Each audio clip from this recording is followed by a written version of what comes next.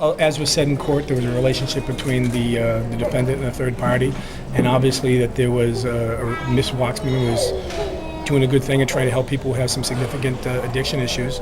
And unfortunately, in this point, the defendant made an appointment to go down to her apartment, and the appointment was to murder her. So it's a very tragic event, and it's something that certainly needs to be treated very seriously. Tim, why that change, if you would, over a long period of time? What was there something that snapped in her that made her go to the apartment to do this? I'm sure we'll find out, as the case goes along in its normal progression. But I think, as stated in court, the fact that she had just come back from another attempt to build a life somewhere else and it didn't work, and she came back and wanted to rekindle her situation with that third party, I think that very well may have been maybe the finality of that event was the thing that made her do this. And it seems the victim, completely unsuspecting, knew she was coming.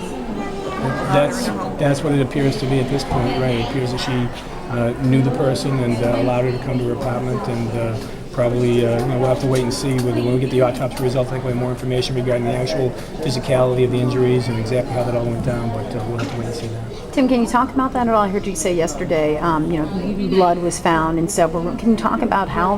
Was this? It's still, I think, a crime scene in which we're going to have to extrapolate what happened when we see where it all is put together. Right now, I really can't expound on it, other than the fact that, based upon the investigators' initial review, it was their opinion that there was a struggle once that door opened.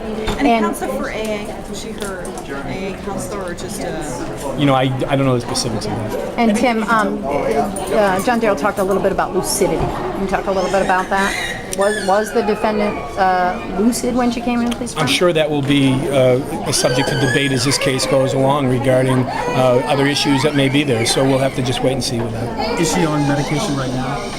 You know what? All I know is the statements she made, the self-serving statements. So I'll wait and see where that all shakes out, and as we go forward with the case, we'll find out more information. Anything we're missing, Tim, that we haven't asked? No, I think there's a pretty good recitation in there as to what exactly happened. So I think we pretty much have everything that we have.